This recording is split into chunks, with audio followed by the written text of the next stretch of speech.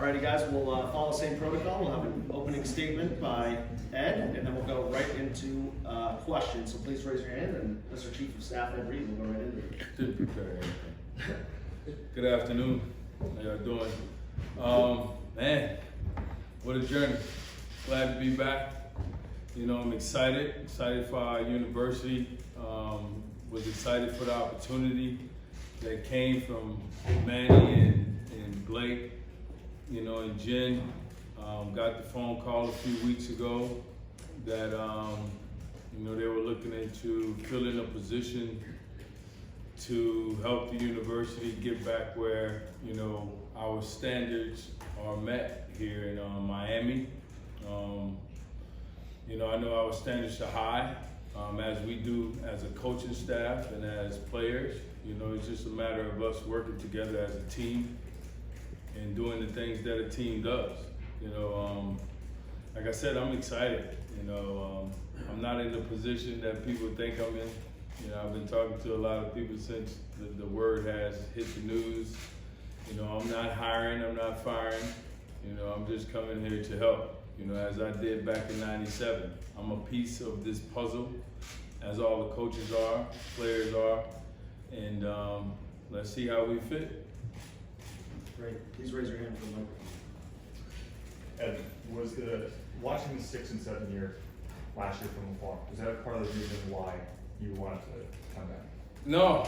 I mean, I'm always orange and green, man. You know, that's in my heart.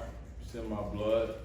You know, once you become a part of this university, you know, you want to do anything and everything for it.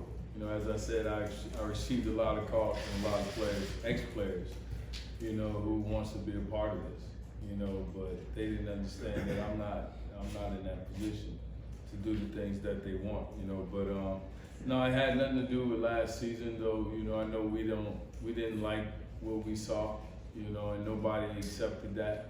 You know, Manny definitely didn't accept that, and that's something we talk about. You know, but that's last year. You know, that's last year. We went 5-6 my first season here. You know, and then we come back and we have a great year, and years later we win a national championship. So it's a process, man. We have a process going on. You know, and that's part of me trying to help figure out what's needed to get us on that track of fulfilling that standard that we have here. Ed, welcome home, first of all. Thank you. When you've done all that you've done, you're in a couple Halls of Fame, got your rings and all that, you could be doing anything right now in life. This is not an honorary job. This is a real job. When you've got things to do, what made you say, I want to work again? What made you say, I'm willing to put in time when you don't have to be doing this? You know, I'm from a small town, Louisiana, you know, where kids don't have the structure to be successful in life. Yes, I've become a Hall of Famer on every level, college, high school, and pros. You know, so that has helped me to be a light and a role model for a lot of kids that follow in our footsteps. You know, I talked to Emmitt Smith, Mel Blunt, Derrick Brooks about this, Reggie Wayne about this, you know, on how we need to set a great example for the youth, you know, and that's what we're here to do for our kids. You know, we have to set a great example for them. You know, if we're not together as coaches, as a staff, supporting each other, encouraging each other, you know, agree to disagree and keep it moving. Nobody is sensitive, so to say, got skin like an armadillo, as Coach Ryan used to say. You know, we'll be okay. You know, we'll be just fine, man. But I think the road that I travel has helped. I actually had a job right after I retired. You know, I coached in Buffalo for a year. I was coaching when I was in my last year with the Jets, you know, as a player, you know. So I worked as an analyst for the last 5 years. You know, I still have that job, you know. So there's some things you will see around, and me being here, being away, because that's just how the dynamics of the job is for me, I mean, I have an 11-year-old. I've been coaching his team, his flag football team, and mentoring guys in the NFL. And should I just say on all levels, you know? So I've been working, man. We have to work, you know. As a youth, you know, you should work.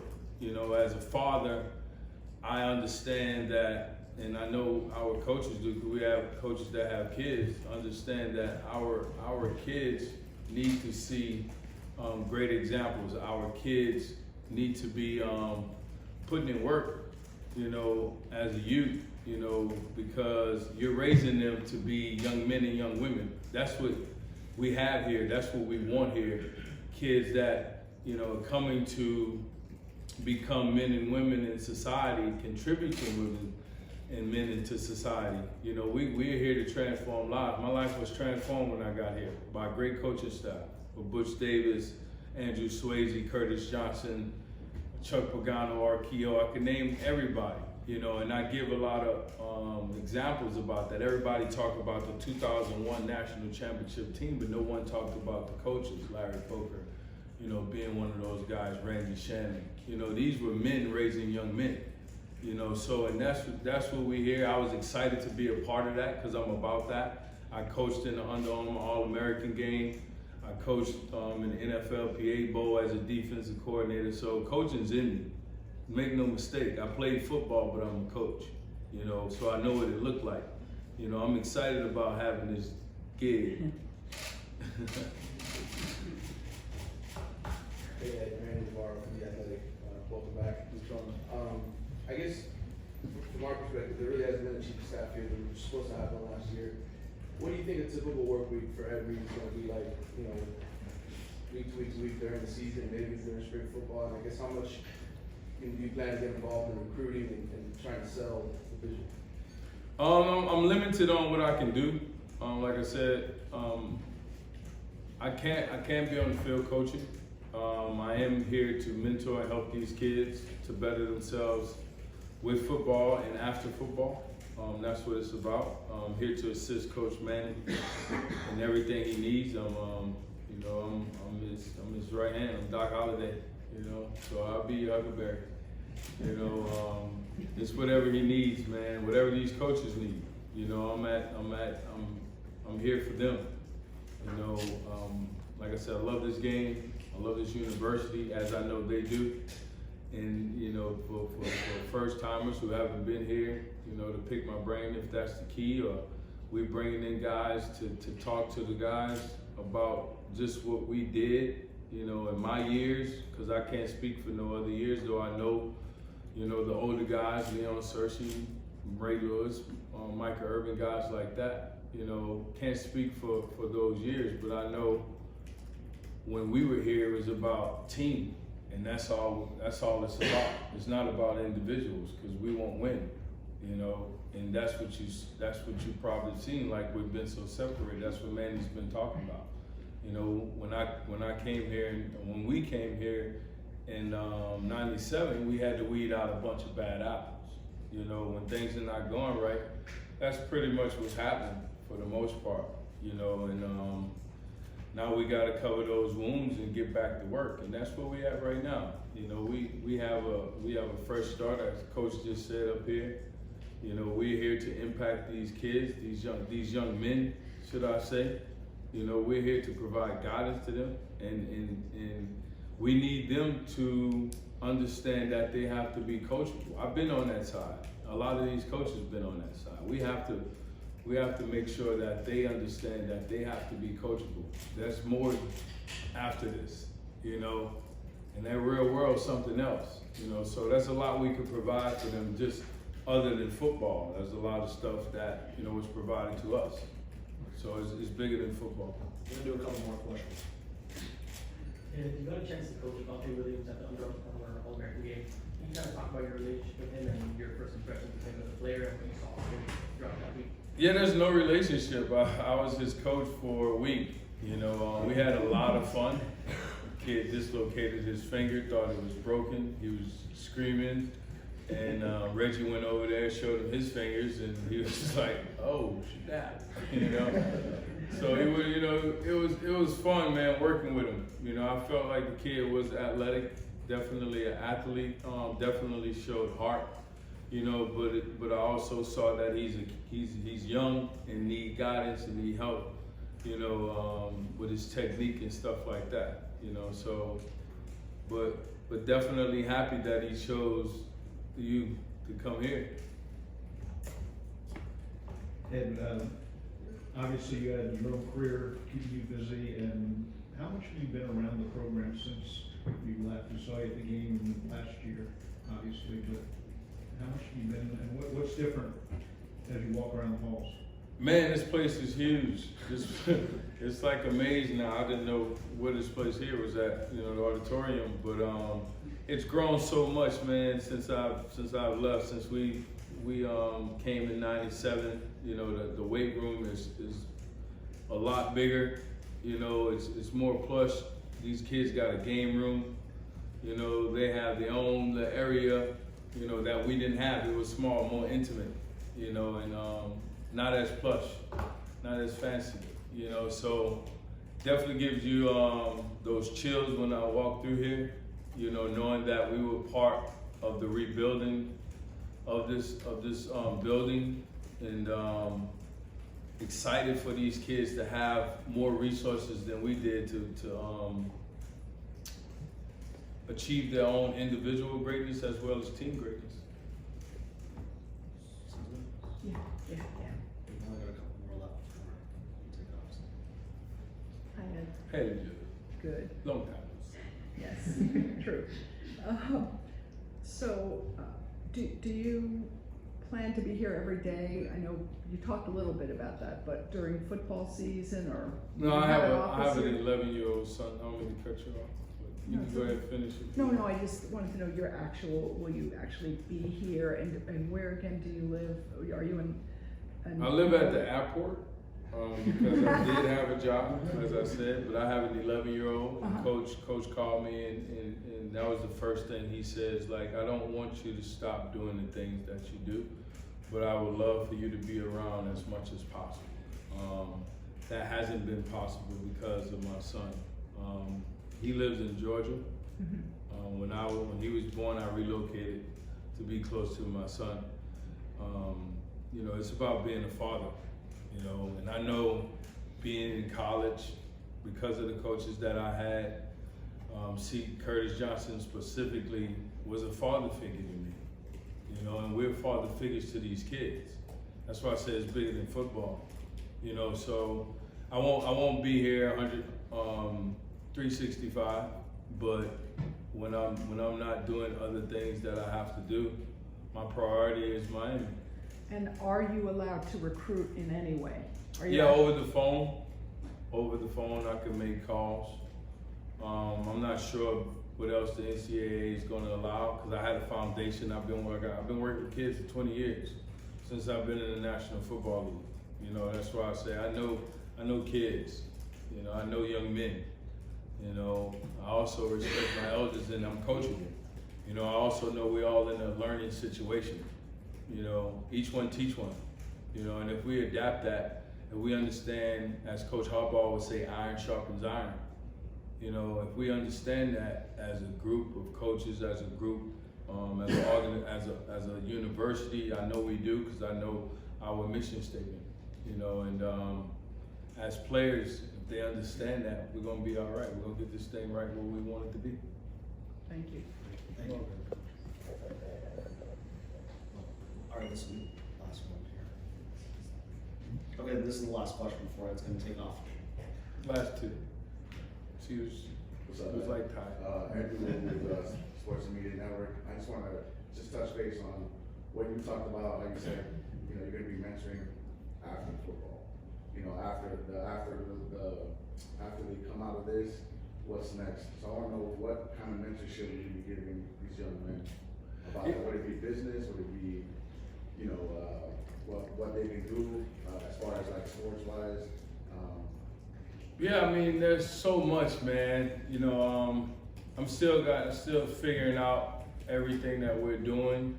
You know, I know there's a lot of things that we did, and we had guys, names I'd rather not mention, but just for where we at, Shapiro-like type people who come around this university and give us a bad rep and do things that put kids in position where it's about choices and consequences, but not everybody comes from lucrative, great financial background homes, and you put them in a situation what you think they're going to do.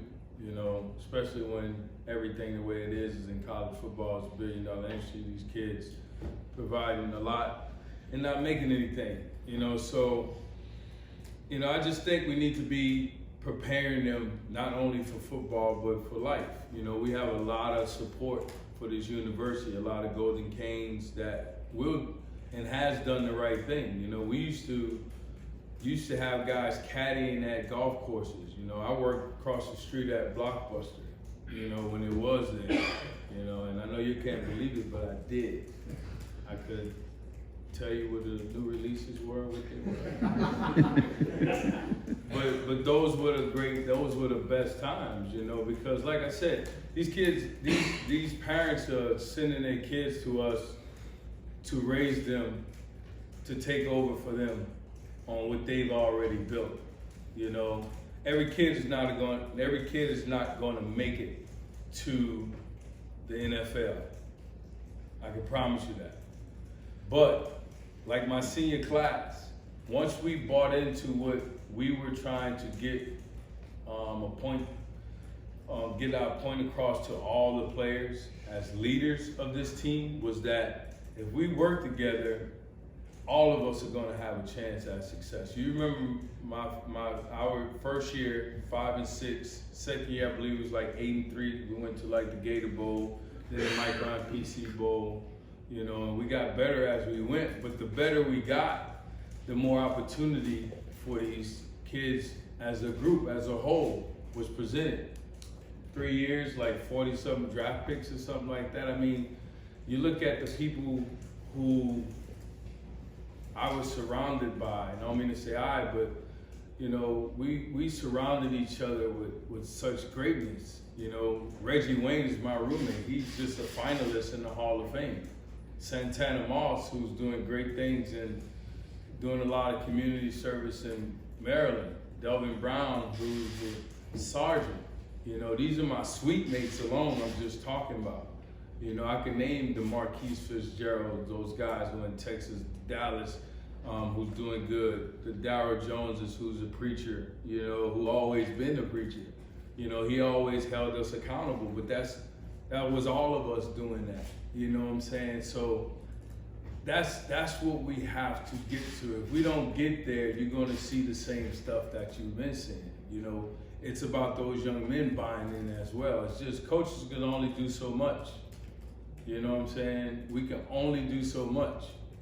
And I know these coaches are going to work hard. That's what they did. They was doing it last year, the years before that when I've been coming here. When I come, coach be like, you'll speak to the recruits, no problem. It was, so it's like, you're just being hired to do a little bit more, when there's nothing any Kane wouldn't do for this university. That's why I was getting so many calls, because everybody is interested in trying to get over here, but everybody's not a coach. Everybody don't know football like that. It's one thing to talk about it, when you watching it, but until you in the locker room, in the meetings, you don't know. So I think we're in the right direction. I think Coach Rick laid a great foundation down, and Manny was here with that. So I know he has the right mindset to do things. It's just a matter of, look, we got to block out the outside and deal with what you have inside. Some people on the outside know what they're talking about, no doubt about it, and we take that into consideration. But at the same time, you're not here like these coaches 24/7, man. That's a tough job. I coached, I know how it is. You know what I'm saying? And if you don't work together, because I was on that side where coaches wasn't working together. We wasn't meeting together. We'd go out to a bar together, but that's not it. It's about doing and having the right structure upstairs. It takes an organization. I was with a great organization in Baltimore. I called Ozzie as soon as I got this job. You know, he's like, I look forward to talking to you. So don't be surprised if you see me sitting next to Ozzy at practice in Baltimore. Because I want to know. You got to pick people brains, mentor brains who I've had mentors to get me to this stage. I don't make it here by mistake. You know, it was bigger than football. You see, so you have to surround yourself with the right people. That's what we're trying to get these kids to understand. There's the old saying, show me your friends, I tell you who you are. You know, so if they're doing certain things off the field, we got to address that.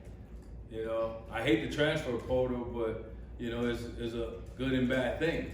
But I can tell them parents now, I can tell those kids now, if you don't want to be here, don't come here.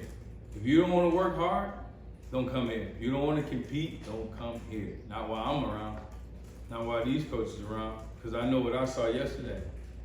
You know, just standing out there watching. I know what we want, you know, and I'm going to get to learn more, because in life you're going to learn to the day you're going. You're always learning. You know, you'll be a fool to say, I know it all. You know, that's what makes this so good, the diversity of the University of Miami. You got people from different walks of life, different areas, they experience so many different things. When you put that together, you can have a great thing if we come together.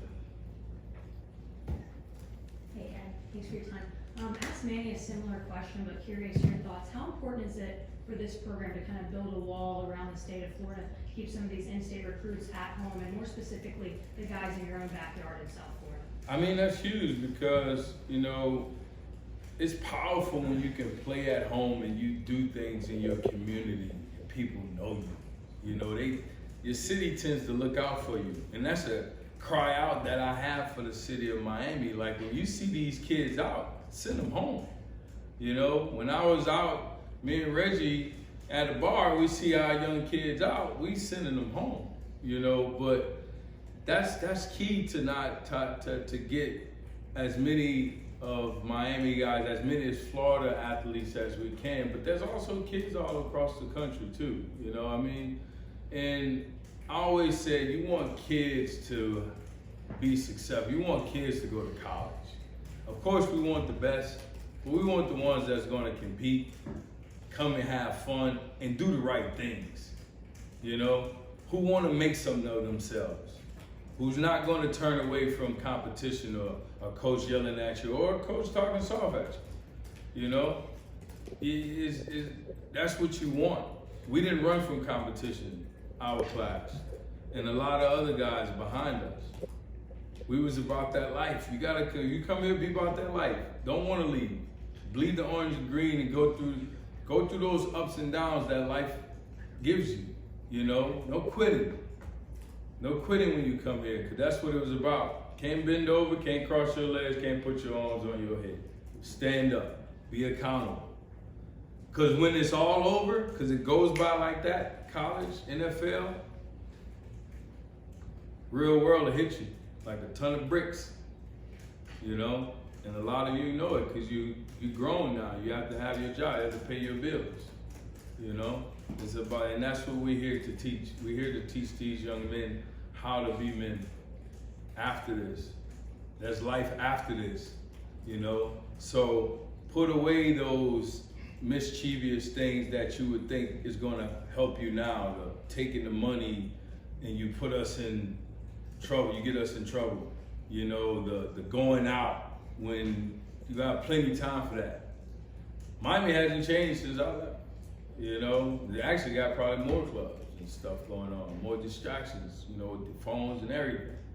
You know, so these kids need to listen even more so, but that's on us too as father figures, you know, and mothers out here to teach our kids to be, you know, better kids in society. You know, our mission here at Miami is to transform lives. You know, let's get to that. Thank you very much.